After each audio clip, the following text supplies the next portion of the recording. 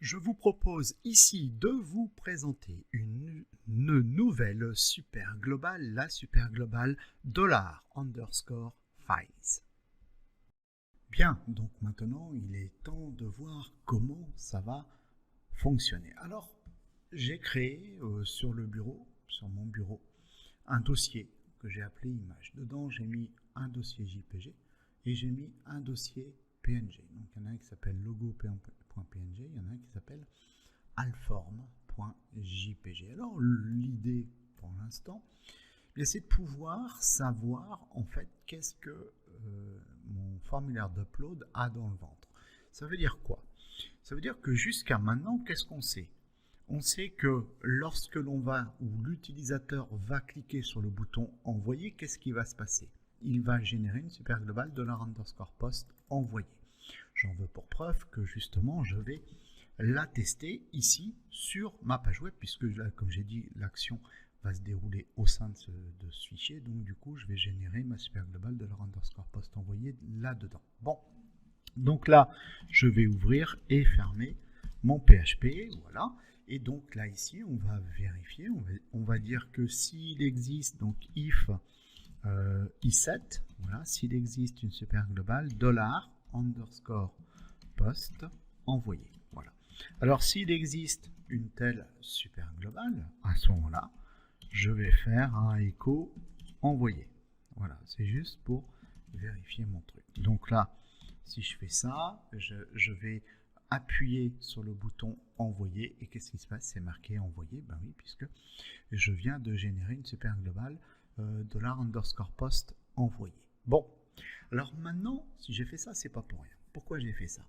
Parce que moi maintenant, ce que je voudrais, c'est aller capter une image qui est là, par exemple alform.jpg, et voir comment je vais être capable de pouvoir la lire. D'accord? Comment je vais être capable de pouvoir récupérer les informations de cette image? Eh bien, en fait, qu'est-ce qui va se passer? Parce que là, c'est assez particulier. Quand l'utilisateur va appuyer là-dessus, regardez, d'ailleurs, si j'appuie là-dessus, ça ouvre l'arborescence de mon ordinateur. Je vais me mettre sur mon bureau. Dans mon dossier image, je retrouve alform et logo php.png. Bon, en fait, le truc, c'est que quand je vais prendre l'image, ici, je vais cliquer sur ouvrir, bien en fait, alors je ne vais pas le faire maintenant, le fait de faire cette action va envoyer l'image sur mon serveur. Alors ici, je travaille en local, donc ça va me l'envoyer sur mon serveur local. Si j'étais sur un serveur distant, ça me l'enverrait sur mon serveur distant.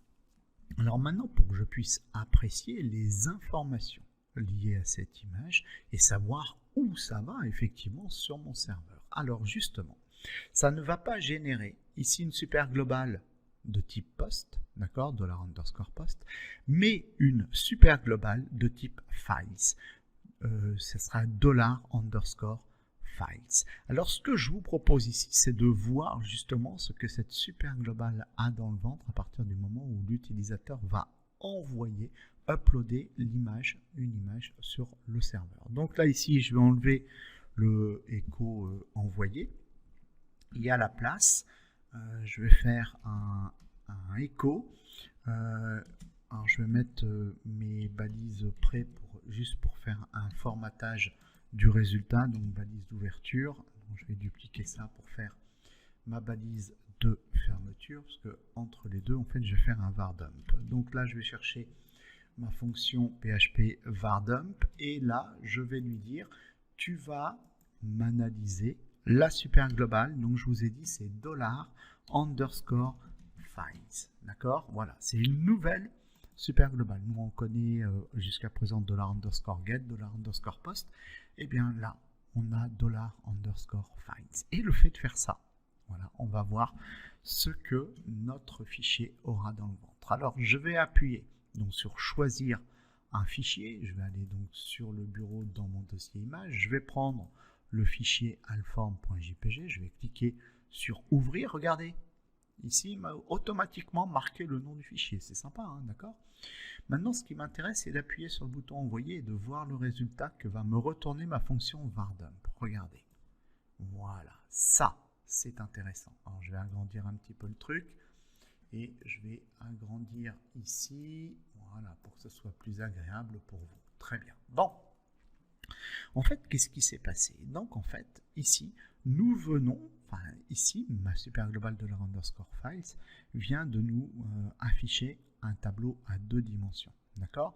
Donc, premier index de notre tableau, my file. C'est qui? Ça vient d'où? En fait, c'est ça. D'accord? Ce serait $_file my file. D'accord? Il est là. Bon.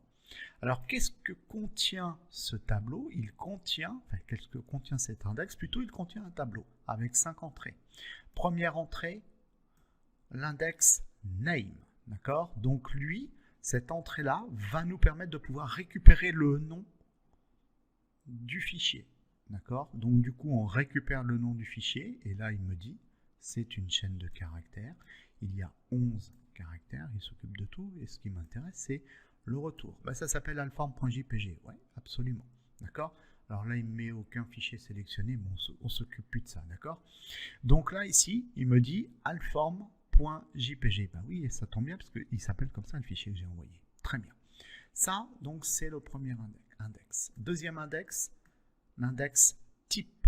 Et il me dit, là aussi, c'est une chaîne de caractères avec 10 caractères. Et c'est quoi? Le type, c'est un type image / JPEG. Voilà, lui, il a détecté que c'était un type JPEG. Donc là, si ça avait été un fichier PNG, ben, il m'aurait écrit image / PNG. Bon. Ensuite, autre index, TMP name. Pareil, le retour, c'est une chaîne de caractères qui contient 24 caractères. Et c'est quoi? Eh bien, en fait, c'est un chemin temporaire qui a été créé sur mon fichier. Donc là, il est allé dans mon dossier exemple, d'accord? Il a créé un dossier temporaire, TMP, dans lequel se trouve un fichier temporaire. Donc en fait, c'est mon fichier alform.jpg, mais voilà, il l'a renommé lui en PHP 909e.tmp. Il faut savoir que là, quand je viderai mon cache, je redémarre ma machine, lui, il dégage. D'accord? Donc le but du jeu pour nous, c'est pour ça que c'est très important de savoir tout ça, le but du jeu pour nous sera, et ça on verra ça ensemble, d'aller récupérer dans le dossier temporaire le fichier pour le récupérer physiquement quelque part sur notre serveur. Bon. Autre clé, la clé error. Alors la clé error ici me renvoie un entier, la valeur c'est 0. Alors je vous montrerai tout à l'heure, je vous montrerai toutes les valeurs que peut nous retourner cet index. S'il nous retourne la valeur 0, ça veut dire que c'est bon, tout s'est bien passé, ça veut dire que le fichier il est là. Voilà, ça veut dire que le fichier qui s'appelle comme ça, qui est de type comme ça, a été déposé dans un dossier temporaire. Voilà, donc tout s'est bien passé. Dernier index, size. Size, c'est la taille du fichier. Là, c'est en octets, donc ça fait 31 098 octets. Voilà. Alors, on peut regarder si j'avais pris l'autre fichier. Si j'avais pris le fichier logo php.png, donc j'y vais, j'appuie là-dessus. Et là, alors je clique sur le bouton envoyer, bien sûr. Et là, qu'est-ce qui se passe? J'ai toujours my file, ça ne change rien, ça vient de là, d'accord? C'est ce bouton-là. Par contre, qu'est-ce que j'ai dans mon index name? Je récupère logo php.png. Dans le type, ben, c'est plus /jpeg, mais /png, parce que lui, il a détecté c'était du PNG. Au niveau de son dépôt, et voilà où il est, hein, dans le dossier temporaire, voilà comment il l'a appelé. Très bien. Error 0, ben non, tout s'est bien passé. Et size, donc ça fait 2580 octets. Donc voilà comment on est capable. Alors, ça fait tout de suite, ça fait cogiter. Hein. Donc là, on va s'arrêter là, mais juste comme ça, pour vous ouvrir l'esprit, ça fait cogiter. Ça veut dire que là, ben en fait, je suis capable de récupérer la size. Donc si moi je dis, ben, je ne veux pas que ça dépasse 3000 octets, par exemple, ben, je contrôle. Si jamais c'est supérieur à... Si jamais ce tableau, tac, size est supérieur à 3000 octets, ben, pouf, j'accepte pas l'upload et donc auquel cas ça sera pas chargé. Voilà. Par exemple, si je veux récupérer le nom du fichier, si je veux faire un écho, je vais chercher la clé name. Voilà. Si je veux savoir qu'est-ce que c'est comme type, si j'accepte pas ce genre de type, ben, je vais le vérifier. Et puis dans ce cas-là, je ne l'accepte pas. Bref, ça c'est pour vous ouvrir l'esprit. Ce qui va nous intéresser dans un premier temps, là, c'est justement ça, cette clé erreur. Parce que je vous ai dit, en fait, si elle renvoie 0, tout est bon. Mais ça serait bien de savoir aussi si elle renvoie autre chose, qu'est-ce que ça veut dire.